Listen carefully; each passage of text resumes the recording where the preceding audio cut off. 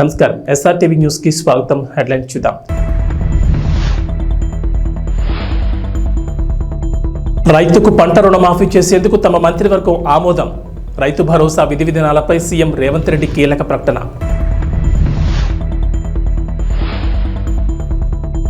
బీజేపీలో కలకలం. తెలంగాణ అధ్యక్ష పదవిపై రాజాసింగ్ సంచలన వ్యాఖ్యలు. వైసీపీకి చంద్రబాబు సర్కార్ షాక్. పార్టీ ఆఫీస్ కూల్చివేత, జగన్ సీరియస్. ఆంధ్రప్రదేశ్లో కొత్త ప్రభుత్వం కొలువు తీరింది. ముఖ్యమంత్రి నారా చంద్రబాబు నాయుడు మంత్రులు పాలనలో బిజీ అయ్యారు. ఈ క్రమంలో రాష్ట్రానికి విరాళాలు కూడా అందుతున్నాయి. తాజాగా కనెక్ట్ టు ఆంధ్రాకు దేవి సీఫుడ్ సంస్థ భారీ విరాళాన్ని అందజేసింది. కార్పొరేట్ సోషల్ రెస్పాన్సిబిలిటీ నిమిత్తం 5 కోట్ల విరాళాన్ని అందించింది. 5 కోట్ల విరాళానికి సంబంధించిన చెక్కును సంస్థ మేనేజింగ్ డైరెక్టర్ పోట్రు బ్రహ్మానందం శుక్రవారం సచివాలయంలో ముఖ్యమంత్రి చంద్రబాబును కలిసి అందజేశారు. దేవి సీఫుడ్స్ గతంలో కూడా విరాళాలను అందజేసింది. మరోవైపు ఆంధ్రప్రదేశ్ ప్రభుత్వం త్వరలో పునరుద్ధరించనున్న అన్నా క్యాంటీన్ నిర్వహణ కూడా విరాళాలు మొదలయ్యాయి.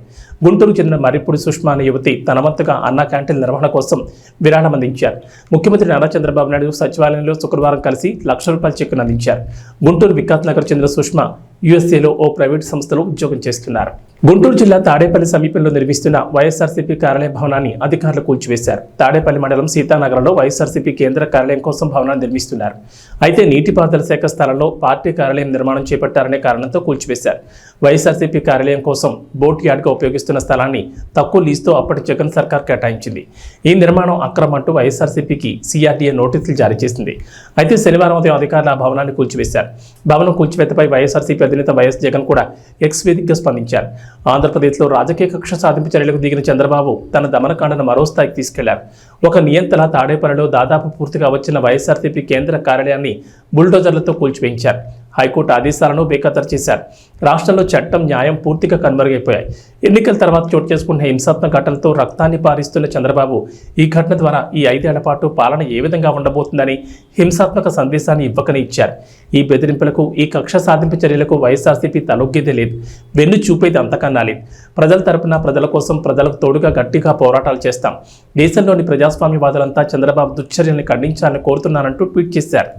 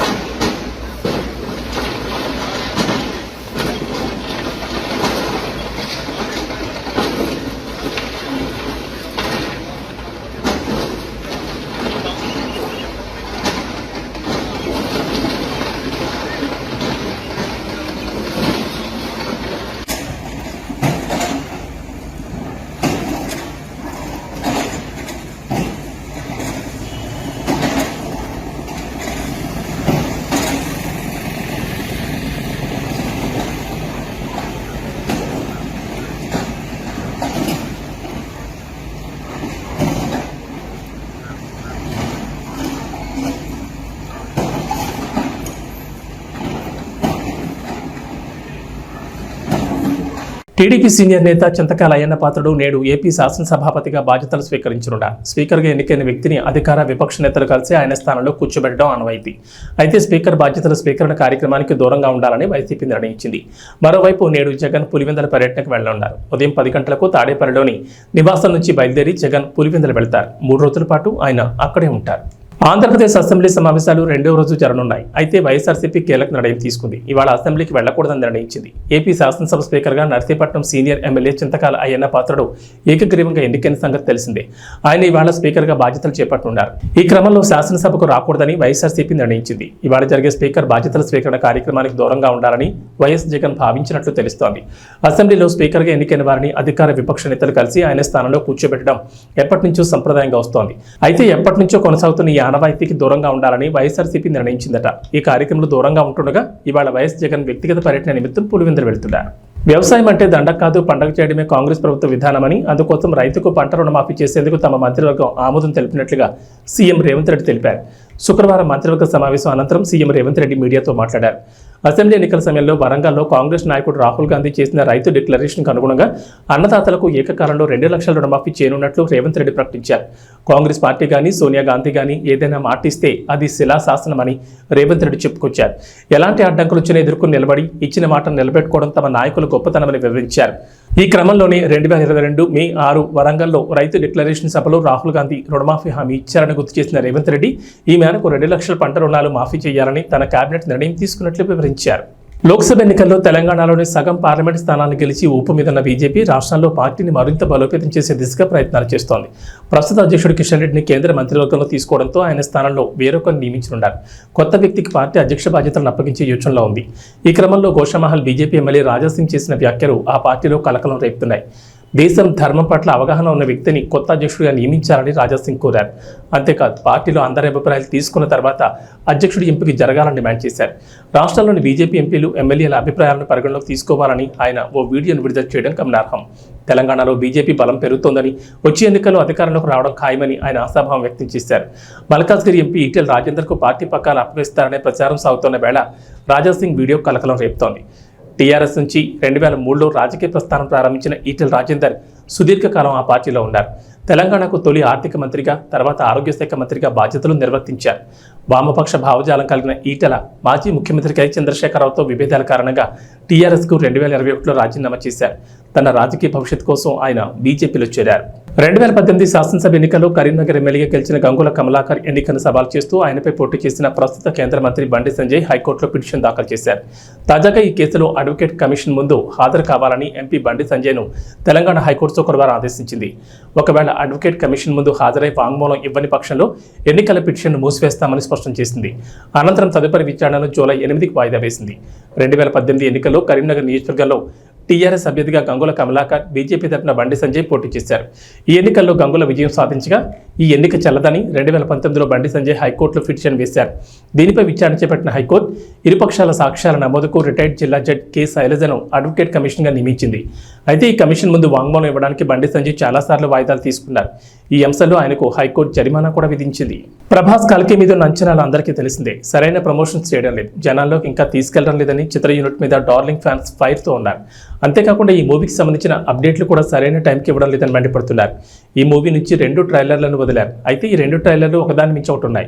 మరీ ముఖ్యంగా శుక్రవారం రాత్రి వదిలిన రిలీజ్ ట్రైలర్ పూర్తిగా యాక్షన్ ప్యాక్డ్, ఫుల్ ఎమోషనల్గా సాగింది. కల్కి దేశ విదేశాల్లో రిలీజ్ కాబోతోంది. అయితే ఈ కల్కి మూవీ మీద నేషనల్ వైడ్గా ఫోకస్ ఉంది. కానీ బాలీవుడ్ బిగ్ సెలబ్రిటీలు, టాలీవుడ్ టాప్ స్టార్స్ ఈ కల్కి గురించి పట్టించుకుంటున్నట్లుగా లేదు. ఏ ఒక్క టాప్ హీరో కూడా ఈ మూవీకి సంబంధించిన ట్రైలర్ల మీద రియాక్ట్ అవ్వడం లేదు. దుల్కర్, విజయ్ దేవరకొండ వంటి వారు ట్రైలర్ మీద స్పందించారు. ఈ ఇద్దరు కూడా సినిమాలో ఉన్నారనే టాక్ వినిపిస్తోంది. మొన్నటి వరకు ఉత్తర పాత్రలో మృణాలని అనుకున్నారు, కానీ మాళవిక నాయాన్ని చూసి అంతా షాక్ అయ్యారు. విజయ్ దేవరకొండ, దుల్కర్ పాత్రలు ఉన్నాయో లేదో తెలియాలంటే ఇంకో 5 రోజులు ఆగాల్సిందే. ఇక సినిమా విడుదల తేదీ దగ్గర పడుతోంది, కానీ ప్రమోషన్స్ మాత్రం స్పీడ్ పెంచడం లేదు. టీమ్ ఇంటర్వ్యూ లేవు, ఈవెంట్లు లేవు. నాగ్ అశ్విన్ మాత్రం కథలు ఏవో చెప్పేస్తున్నాడు. కల్కి ప్రపంచాన్ని ముందుగా పరిచయం చేస్తున్నాడు. ఇంత భారీ స్థాయిలో రాబోతున్న కల్కి మీద 2 ట్రైలర్ల మీద టాలీవుడ్ నుంచి బడా హీరోల స్పందన కరువైంది. వాళ్లకు ఈ ట్రైలర్ నచ్చలేదో, అతను కల్కి మీదే ఇంట్రెస్ట్ లేదో తెలియడం లేదు. మరి సినిమా రిలీజ్ అయిన తర్వాత కూడా ఇదే మౌనాన్ని కంటిన్యూ చేస్తారా అన్నది చూడాలి.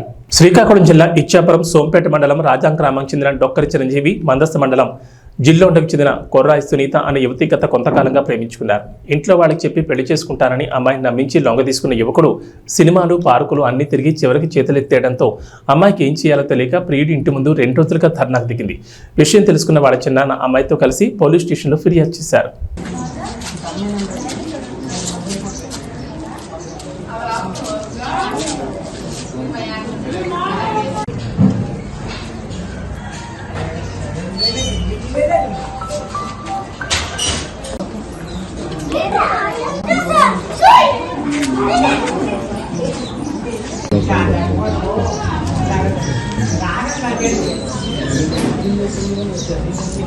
మంచిర్యాల మున్సిపాలిటీని అన్ని రంగాల్లో ముందుంచేలా అధికారులు చర్యలు తీసుకోవాలని జిల్లా కలెక్టర్ కుమార్ దీపక్ అన్నారు. శుక్రవారం జిల్లా కేంద్రంలోని మంచిర్యాల మున్సిపాలిటీ కార్యాలయాన్ని మున్సిపల్ కమిషనర్ మారుతి ప్రసాద్తో కలిసి సందర్శించి కార్యాలయంలోని వివిధ విభాగాలు ప్రజాపాలన కౌంటర్లను పరిశీలించారు.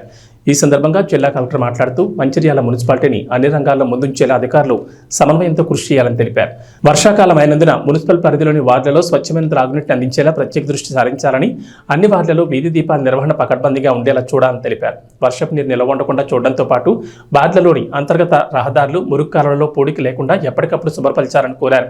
పారిశుద్ధ్య నిర్వహణలో భాగంగా డ్రై డే కార్యక్రమాలు చేపట్టి ప్రజలకు అవగాహన కల్పించాలని, ఆహారం, త్రాగునీటి విషయంలో తీసుకోవాల్సిన జాగ్రత్తలపై వివరించాలని తెలిపారు.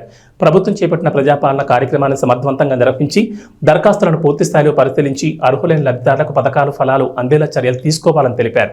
ఈ కార్యక్రమంలో municipal chairperson Ravula Uppalaiah, municipal అధికారులు, సంబంధిత అధికారులు తదితరులు పాల్గొన్నారు.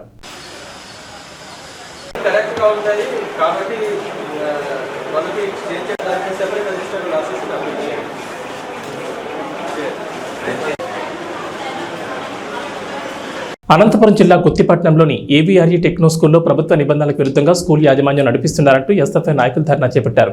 పాఠశాలలో ప్రభుత్వ నిబంధనలకు విరుద్ధంగా ప్రతి క్లాసుకు అత్యధిక భారీ ఫీజులు వసూలు చేస్తూ, నిబంధనలు ఉల్లంఘించి పాఠశాలలోనే పుస్తకాలను విక్రయిస్తూ అనధికారికంగా విద్యార్థుల నుంచి డబ్బులు వసూలు చేస్తూ సొమ్ము చేసుకుంటున్నారని ఆరోపిస్తూ ఎస్ఎఫ్ఐ నాయకులు పాఠశాల ఎదుట పెద్ద ఎత్తున ధర్నా చేపట్టారు. దీంతో సమాచారం అందుకున్న మండల విద్యాశాఖ అధికారి రవినాయక్, వీఆర్ఓ పవిత్ర పాఠశాలకు వెళ్లి పాఠశాలను తనిఖీ చేసి విద్యార్థుల నుంచి సమాచారం సేకరించారు. అనంతరం నిబంధనలకు విరుద్ధంగా ఉన్న పాఠ్యపుస్తకాల గదిని సీజ్ చేశారు. అదేవిధంగా ప్రతి తరగతికి ఫీజులు ఎంత వసూలు చేస్తున్నారని బహిరంగంగా నోటీస్ బోర్డు వేయాలని పాఠశాలకు హెచ్చరికలు జారీ చేశారు. ఇలా మరోసారి తప్పు పునరావృతమైతే పాఠశాలను సీజ్ చేసి లైసెన్స్ రద్దు చేస్తామని మండల విద్యాశాఖ అధికారి హెచ్చరించారు.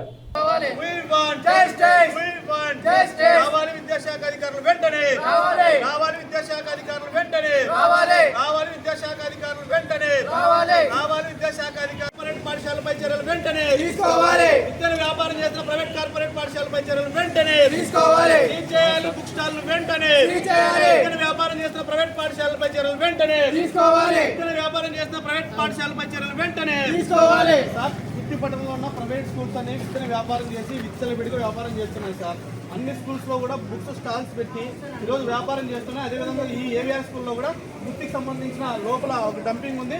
వెంటనే, ఎందుకంటే ఈరోజు ఈ ప్రైవేట్ పాఠశాలల పైన ముఖ్యంగా అధికారులు కూడా, విద్యాశాఖ అధికారులు కూడా కొంచెం నిర్లక్ష్యంగా వ్యవహరిస్తున్నారు. ఎందుకంటే ఈరోజు ఇక్కడున్న గుత్తిపట్టణంలో ఉన్న ప్రతి ఒక్క స్కూల్లో హాస్టల్స్ పేరుతోన ఈరోజు ఈ ఫీజుల పేరుతో రకరకాల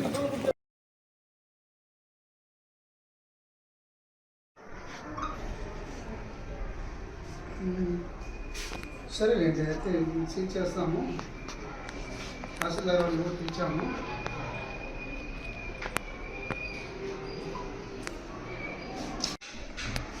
ఏరియానా ఇది వచ్చేసి ఆర్ఎస్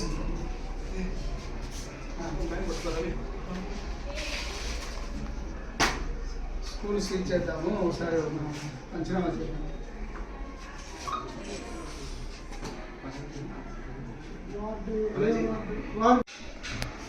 ఏరియానా ఇది వచ్చేసి ఆర్ఎస్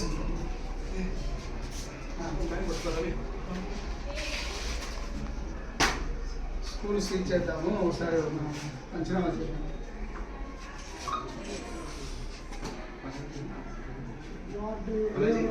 వార్డు ఏది ఆయబాయ్? ఇది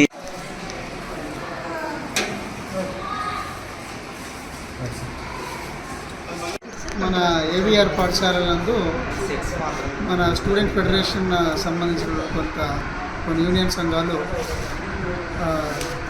పాఠశాలలో ఏదైతే అనధికారికంగా ఉన్నటువంటి స్టడీ మెటీరియల్ గుర్తించి వాటిని నిల్వ చేయడమే కాకుండా తల్లిదండ్రులకు అధిక ధరలలో అమ్ముతున్నారనేటువంటి విషయం పైన పాఠశాల ప్రిన్సిపల్ గారిని సంప్రదించి వివరణ కోరితే వారికి సరైన సమాధానం రాకపోవడంతో వారు ధర్నా చేయడం జరిగింది. ఆ విషయాన్ని సదరు స్టూడెంట్ యూనియన్స్ మండల విద్యాశాఖ అధికారిగా నాకు చెప్పడం జరిగింది. వారి పిలుపు మేరకు పాఠశాలను సందర్శించి మరి పాఠశాలలో ఉన్నటువంటి యొక్క స్టడీ మెటీరియల్ని చూడడం జరిగింది. అయితే ఈ స్టడీ మెటీరియల్ అన్నీ కూడా మనకు ఉన్నటువంటి ఏదైతే గ్రౌండ్ రూల్స్ ఉన్నాయో ఆ గ్రౌండ్ రూల్స్కి వ్యతిరేకంగా ఈ మెటీరియల్ని మనం గమనించడం జరిగింది. కాబట్టి ఈ మెటీరియల్ అన్నింటినీ కూడా సీజ్ చేసి తదుపరి ఏ బుక్స్ కూడా అమ్మకుండా చేద్దామని చెప్పేసి ఉద్దేశంతో ఎక్కడైతే సామాగ్రిని భద్రపరిచారో ఆ భద్రపరిచినటువంటి గదిని ఈరోజు మేము సీజ్ చేస్తున్నాం. మరి ఈ విషయాన్ని సీజ్ చేసేటువంటి విషయాన్ని సందర్భంగా మన తహసీల్దార్ మేడం గారికి అలాగే ఎంపీడీఓ సార్ గారికి కూడా విషయం తెలియజేశాం. మరి వారి సమక్షంలోనే ఈ యొక్క పాఠశాల బిల్డింగ్ని ఎక్కడైతే సామాగ్రి ఉందో ఆ సామాగ్రి గదిని సీజ్ చేస్తున్నాం. తదుపరి ఈ సీజ్ చేసేటువంటి విషయాన్ని 3-man కమిటీగా ఉన్న మేము, తర్వాత తహసీల్దార్ మేడం గారు అలాగే ఎంపీడీఓ గారు ఒక నోటీస్ ఇచ్చి ఆ నోటీస్ ద్వారా వచ్చినటువంటి సమాచారాన్ని మరి పరిశీలించి తదుపరి చర్యలకి ఉన్నతాధికారులకు నివేదిక పంపిస్తాము. వారు తీసుకున్నటువంటి నిర్ణయాలపైన తదుపరి చర్యలు తీసుకుంటాం. విజయవాడలోని ఎలక్ట్రిసిటీ కాలనీ ప్రభుత్వ వెలుగుబడిన తరగతుల బాలల వసతి గృహాలను ఆకస్మికంగా తనిఖీ చేశారు. ఈ సందర్భంగా విద్యార్థులతో మంత్రి సవితం మాట్లాడుతూ అందరూ బాగా చదువుకుని ఉన్నత స్థాయికి ఎదగాలని, మీకే సమస్య ఉన్నా నేరుగా తనకే ఫోన్ చేయొచ్చని విద్యార్థులకు మంత్రి ఫోన్ నెంబర్ ఇచ్చారు.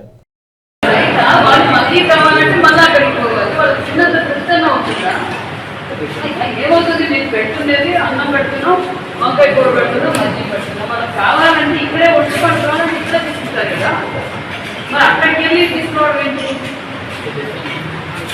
రిపీట్ కాకూడదు.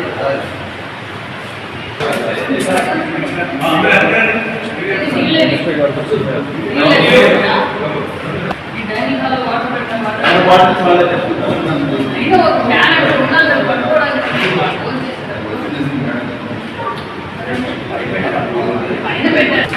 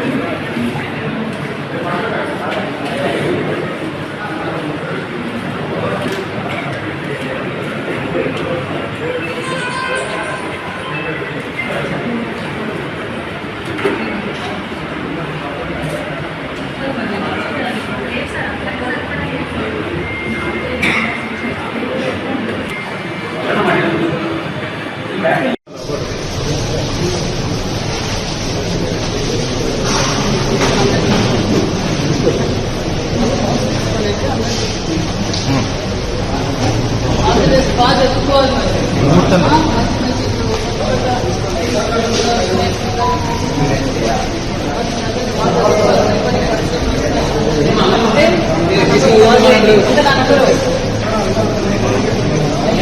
చెప్పాలి.